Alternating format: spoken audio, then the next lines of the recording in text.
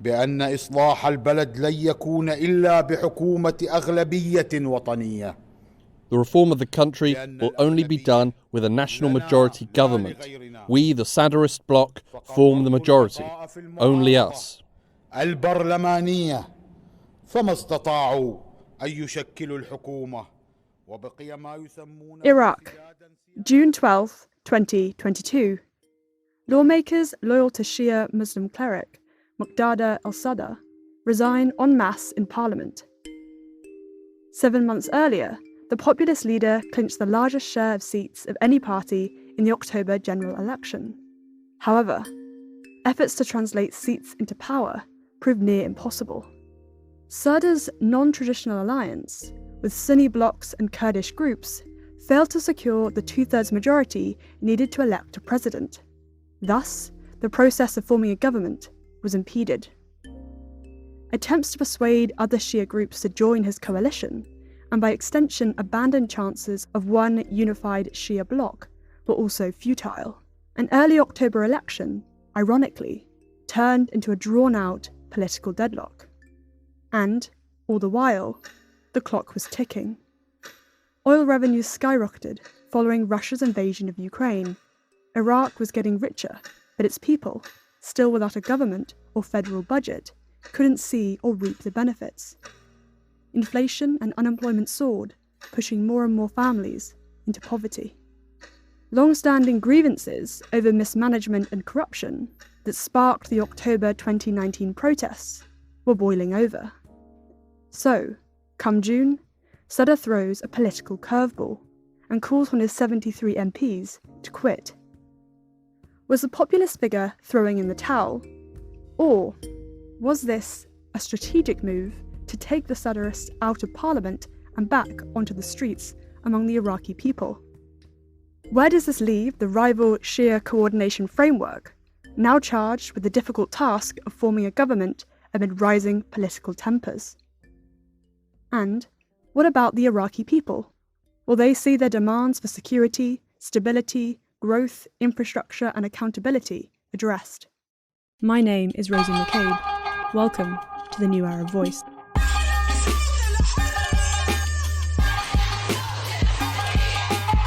So October 2019, there were nationwide protests. This is Hamza Haddad, a visiting fellow at the European Council of Foreign Relations who researches and writes on Iraq. He's speaking to us from Baghdad. And these protests went on for months, and they ended up forcing the government to resign. And this brought in a new government, and part of their demands with this new government was to hold early elections. It took many months, but the early elections ended up happening in October 2021, so 2 years after those protests took place. October 2019 saw the largest protest movement in post-2003 Iraqi history. Mass demonstrations took hold in Baghdad and other parts of the country as citizens demanded an end to widespread corruption, unemployment, and poor public services. Known as the Tishreen Uprising, the movement was driven by the country's youth. In Iraq, over half of the population is under 25. Many of those involved in the Tishreen movement had not lived under former dictator Saddam Hussein. Instead, they had lived under a fragmented state, plagued by instability, corruption, and political inactivity following the US-led invasion. And so in Iraq, this was the sixth parliamentary election since 2003, the fifth under the current constitution.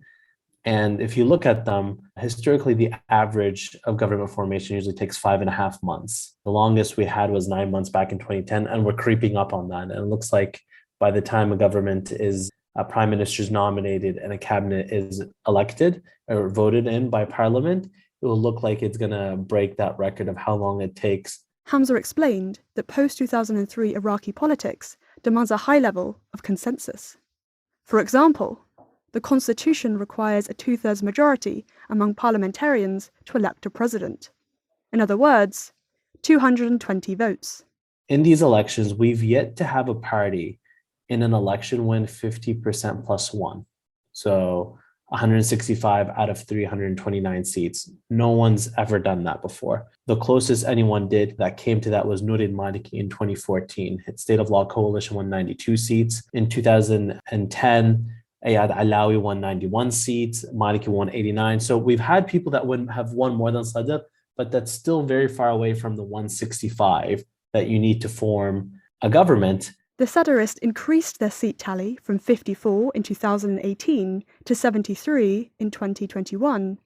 However, even after forming an alliance, they were still short of securing the necessary votes to establish a national majority government. They secured 180 out of the 220 votes needed. The Sadrist movement won 73 seats. They went into a tripartite alliance with a Kurdish party, the Kurdistan Democratic Party, and Mohammed al-Halbousi's alliance from the Sunni component. And even then, they couldn't hit the 220 seats needed to hold quorum to elect a president. So not only do you actually need 50% plus one, but you actually need more than that just to get the government formation process moving forward. And so this election was no different to that before, but it was just a new winner who struggled to be able to move forward. And so that's where you saw a lot of the stalling take place. It isn't so much the players, but the system itself that produces protracted stalemates. This is an argument we'll return to later. In the meantime, who is Muqtada al-Sadr? Sadr rose to fame in the aftermath of the 2003 US invasion, which won him acclaim amongst the Shia working-class communities. His supporters also fought fellow Iraqis and government forces, leading to allegations that they kidnapped and murdered thousands of civilians during the country's sectarian civil war. In 2007, Sadr fled to Iran, abandoning political life for a few years. However, he returned in 2011 and has since inched further away from the battlefield to the ballot box, placing himself at the centre of Iraqi politics. And why did the maverick cleric with the largest share of seats resign? It is a bit surprising because, this whole time he's been saying, we either form a majority government and there's an opposition or we don't. Well, he didn't have to resign to be in opposition. He could have been an opposition bloc in parliament. And so that's where the resignation took everyone by surprise, including myself. At the time when it first happened, I thought this was just a move to try to get greater concessions from the other political parties. But when the MPs we had new MPs being sworn in and it finalized that decision, then it became clear that no, this is actually happening. And so we're left to wonder, what is Muqtada set out to get from this? Following the mass resignations, seats formerly held by the Sadrists defaulted to candidates with the second highest number of votes during the October poll. This empowered Sadr's rivals, the Shia Coordination Framework, or SCF, among the Iran-backed Shia factions. The SCF is a coalition movement composed of several pro-Iran Shia parties and is now leading the charge to form a government. Now, in the short term, he's able to deflect blame from government formation, from the current government's lack of services being provided. In the long run, it could increase his popularity and legitimacy amongst the people because he can say, I'm not part of this corrupt government, vote for me next time. But then the question is going to be, how long is he going to give this government a chance? Is it going to be 1 year and then he starts to go out and have protests and put more pressure on? Or does he give them their full term and play the long run? Sadr has no plan to keep out of the spotlight, it seems. Well, the man has been quite unpredictable lately in later years. This is Yasser al-Maliki, a non-resident scholar at the Middle East Institute and also a Gulf analyst with the Middle East Economic Survey.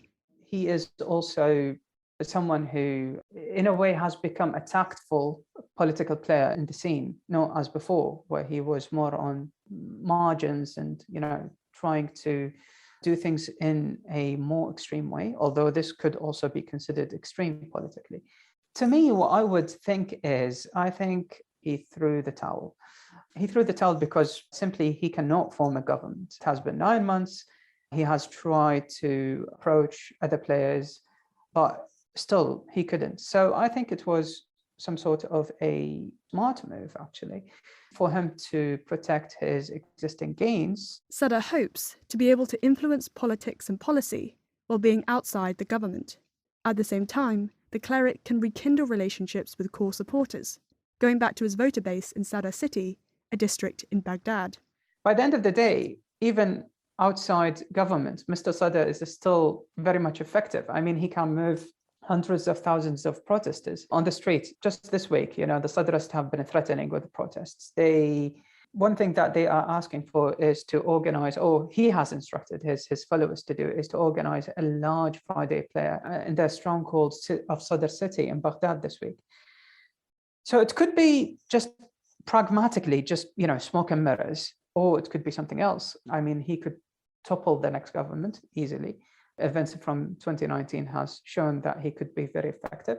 And at the same time, he could stand to derail the process of forming a government anyway.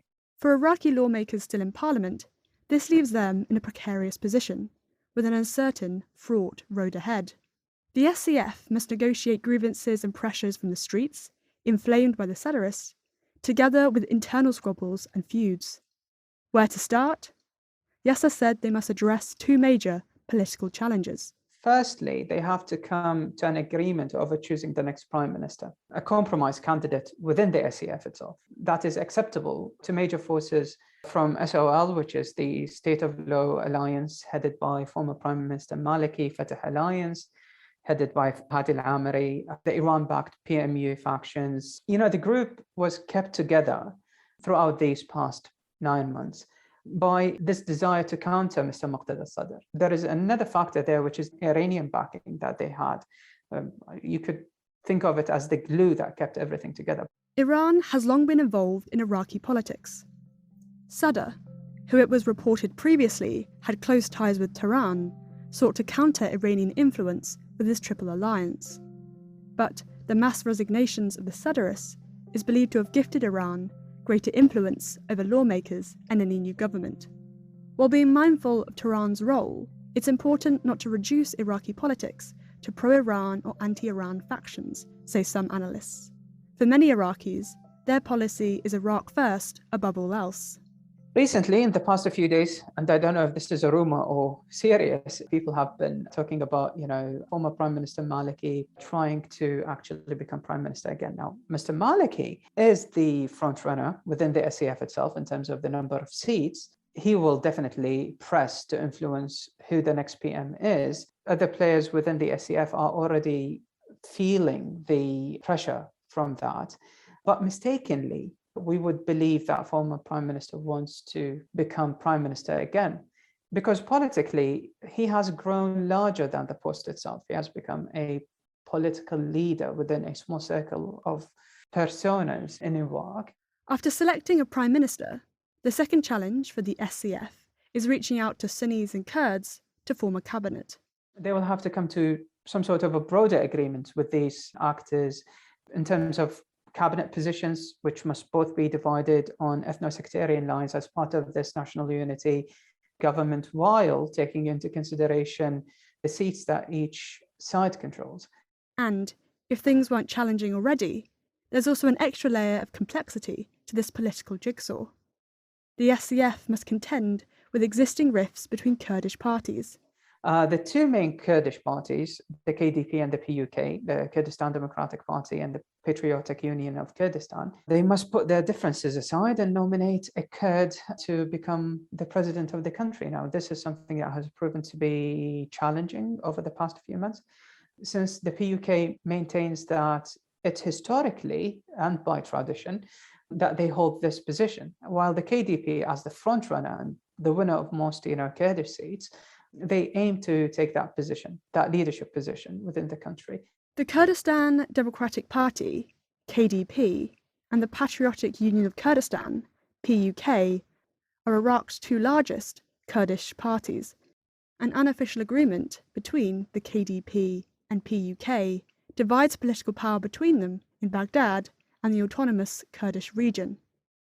The KDP maintains the presidency in the Kurdistan Regional Government, as well as some ministries in Baghdad, while the PUK usually takes the Iraqi presidency.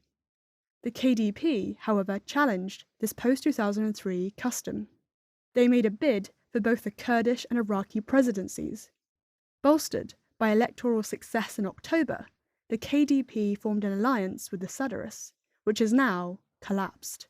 So the KDP now is under so much pressure, under this challenge to unite the Kurdish front and to protect Kurdish gains in Baghdad, all while the PUK is still pivoting towards the Shia coordination framework and perhaps, a future central, very central, by the way, government that the SAF may eventually form. A united Kurdish front and Kurdish allyship with Baghdad will be a monstrous feat, especially given the ever-looming oily question in the background of Iraqi politics. It has been a long time, about 50 years, since Iraq achieved revenues of about $11 billion a month. This is a big number.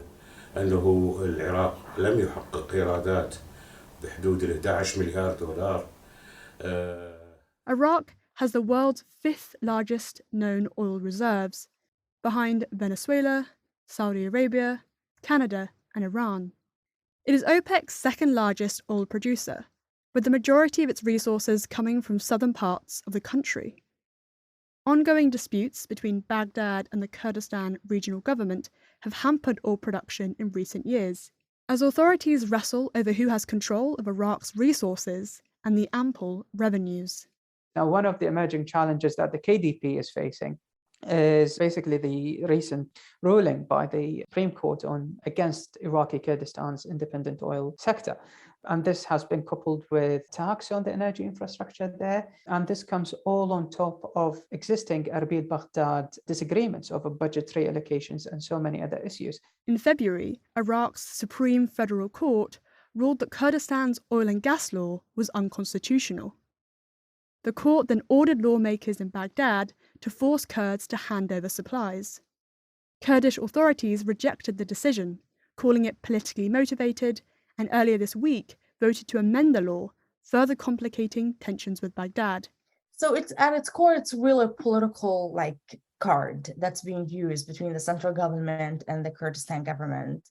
This is Zainab Shukka, a professor at Sam Houston State University who specializes in the sociology and political economy of Iraq. They've been kind of talking about the, control over oil and gas production and export in the Kurdistan region for a while now. And the courts will come up with decisions and, Kurdistan will not listen to decisions and all of that. So this has been a couple years in the making. Right now, Kurdish authorities, despite facing a legitimacy crisis in their own region, have the ace card. Well, now Kurdistan can use it to wave that card because, to pick a prime minister and to form a government, you really need the support and the cooperation of the Kurdish party. What I think is interesting is again, it's oil, right? It's not anything else because, oil is the big negotiation card anywhere. And so they are just using it in a way to pressure each other, both again sort of equal in that sense. The Kurdish government and the Kurdish region is sort of not weaker or stronger than the Iraqi government. They are kind of equal in terms of political influence, the use of force and the use of legitimacy and so on. They are just basically using the threat of oil against each other to achieve political outcomes. For Zainab, what lies behind disputes over oil, the presidency and the political deadlock is not the failure of individuals, but the flaws of the Iraqi state. Basically, don't spend all your time obsessing over what Sadr is doing or not doing, or what Kurdish authorities are doing or not doing. Each of these elements belongs to a wider picture. I will consider the election sort of like a micro event. And I think in order for us to understand how did we get here, it's really important to understand what is the macro conditions or structural conditions that produce not only the upstream and the October elections that followed, but also the effects of these things for the past couple months. Iraq is a hybrid regime, Zainab explains, dependent on one resource, oil. When you are depending on oil and gas, in the case of Iraq, specifically oil, it produces what we call a resource curse. So that resource curse, which sort of have been used as a theory to kind of explain why democracy really never emerged in the Middle East in the first place. And one theory, of course, is not the only thing, because it's combined with like cultural factors and combined with individual like agency, political actors, international involvement, etc. But one theory is that when you have an abundance of natural resources, specifically oil, you end up having a non-democratic system. Take, for example, Saddam Hussein's authoritarian state. And so we saw that in the pre-2003 era. We saw Saddam Hussein kind of running the show, an authoritarian state. And the reason is that oil requires an operation that tends to be controlled by the state. So it's a state-led process. When Saddam was toppled in 2003, instead of having one centralized state, you had different actors representing different social and cultural pockets. Each came to occupy different positions in parliament with its own claim to resources. As a result, Iraq lacks robust and resilient institutions that represent society at large. What it has is a parliament and voters divided along sectarian lines, resulting in repeated political deadlocks. And so there is way more sort of safety nets and protection sort of barriers to allow people to really hold politicians accountable in democratic regimes, which just forces politicians to consider long-term projects, versus the hybrid state where, you can't really say anything. And it's a very sort of shifting, continuous, it's a game of chairs, basically, musical chairs, and people kind of switch positions without really a project. The Tishreen movement, whilst noble in its ambitions, didn't offer an alternative political solution. So again, voters went to the polls, and the country was stuck in a cycle of political infighting, without addressing long-term issues. Basically, the system stayed the same, and the players changed. This means Iraq can't address climate change threats, such as growing water scarcity and repeated sandstorms, or provide high-quality services like education. Close to 3.2 million Iraqis of school age are not receiving an education, according to UNICEF. But the question is how long this is going to work, especially with sort of the political deadlock that we are witnessing now and the problem that we're seeing now with sort of the accumulation of years of, and after years after years of infrastructure issues and climate change and all of that. So October, it's just a continuation, and it's just like, I think it's a moment in not only post-2003 era, but really the modern history of Iraq and its economic system and its dependency on these natural resources. And so it's sort of predictable how these things kind of keep generating themselves day after day. The question is how the people respond. And even if the people respond all of a sudden with like, okay, fine, let's burn everything and like start a new government without an alternative political and specifically economic project, it's just going to repeat itself. One answer to breaking this cycle is economic diversification. This would reduce Iraq's dependency on a single resource, build its resilience, and allow for better infrastructure, such as an education system that ensures all graduates can read and write. However, in order to start this process, you need a federal budget. And to get a federal budget, you need a government. Hamza Haddad again.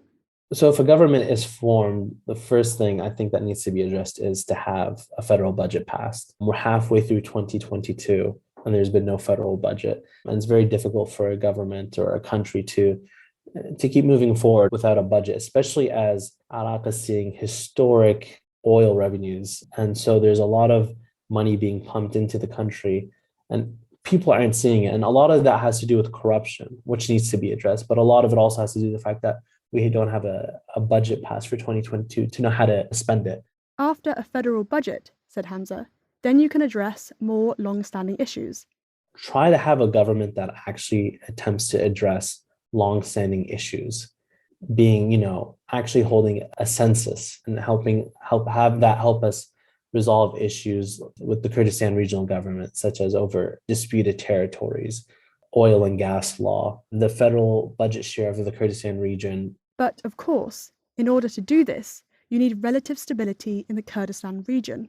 It takes two to tango, and you need a genuine government in the Kurdistan region to do the same. And They're meant to have elections in October, but even those, it's very unlikely that they'll take place. So it's not like they're having their own problems as well. So if you have a new government in Baghdad, that they would try to address these issues, not with political agreements, but with actual law passed that's able to judge this. Because we've seen in the past, federal budgets being passed where every side is happy, and then the next year there's political disputes between them and they can't agree on it. But if you actually have Iraqi law that dictates, regardless of how politicians are feeling with one another, then things can finally move forward.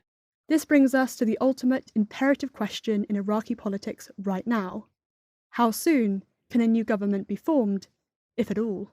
I mean, you've got the Eid holidays, July 9th and 10th. So mid-July, we'll probably start to see political parties return from holiday. I think Parliament ends recess around that time. So you've got about 2 weeks in July to figure things out, because once the beginning of August happens, you have Muharram, the Shia holiday of Ashura at that time again. So there's a lot of holidays upcoming that delay things in Iraq. If you don't have a president elected by late July and he or she nominates a prime minister, we might not have a government sworn in by September or October, which, would be a year since we had that election, which would be unfortunate.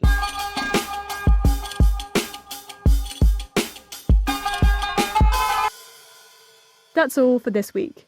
Thank you for listening to The New Arab Voice. This episode was produced and written by me, Rosie McCabe, with additional help from Hugo Goodridge. Our theme music was by Omar El Phil. The New Arab Voice will be back next week. Until then, you can find all our previous episodes on all major podcast platforms. You can also check out our Instagram page and Twitter account, both at The New Arab Voice, for additional content. You can subscribe to the podcast so you never miss an episode, and you can also rate and review, which helps us spread the word. Don't forget to follow The New Arab on Facebook, Twitter and Instagram for all the latest news from the region.